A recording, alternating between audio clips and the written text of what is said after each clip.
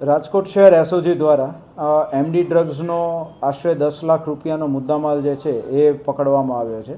તેની અંદર બે આરોપીઓ છે, પાર્થ અને સાહિલ। આ બંને આરોપીઓ જે છે એ બંને લોકો મિત્રો છે અને તે લોકો બંને સાથે જીમમાં જતા હતા, જ્યાંથી આ બંનેની ઓળખાણ થઈ હતી અને છેલ્લા 5 થી 6 મહિનાથી આ લોકો આ કારોબારની સાથે જોડાયા હતા એવું અત્યાર સુધીની અમારી પ્રાથમિક તપાસમાં આવ્યું છે। મુંબઈ ખાતેથી આ લોકો આ માલ લઈ આવતા હતા અને અહીંયા જીમના માધ્યમનો ઉપયોગ કરી આ લોકો જે છે એ વધુમાં વધુ ગ્રાહકો સુધી તેનું વેચાણ કરવા માટે પ્રયત્નશીલ હતા, જે દરમિયાન માહિતી મળતા શહેર એસઓજી દ્વારા કાયદેસરની કાર્યવાહી કરવામાં આવે છે।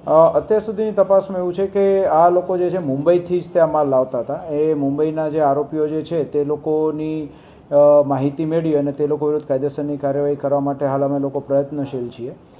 ખાસ કરીને યુવા પેઢીને અમારી નમ્ર અપીલ છે કે આપ સૌ લોકો જે આ ડ્રગ્સનું જે દૂષણ છે તેનાથી દૂર રહો। કોઈ પણ જગ્યાએ ક્યાંય કોઈ પ્રેશરમાં આવીને આ પ્રકારના નશાઓ જે છે એ આપ થી દૂર રહી અને ક્યાંય આપણે એવું ધ્યાન પર આવે કે આ પ્રકારની કોઈ પ્રવૃત્તિ ક્યાંય થઈ રહી છે તો પણ તુરંત જ તે અમારી જે હેલ્પલાઇન નંબર છે 1908 પર પણ આપ કોલ કરી શકો છો।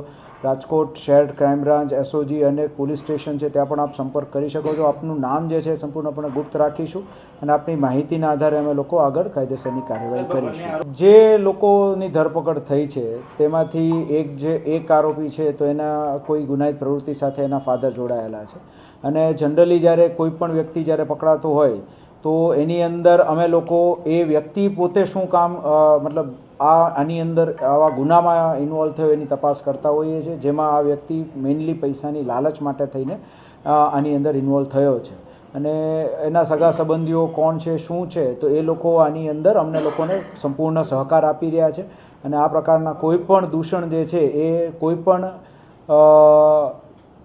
વ્યક્તિ સ્વીકારી લે નહીં એ પ્રમાણેની સંપૂર્ણ અમને લોકોએ ખાતરી આપેલી છે।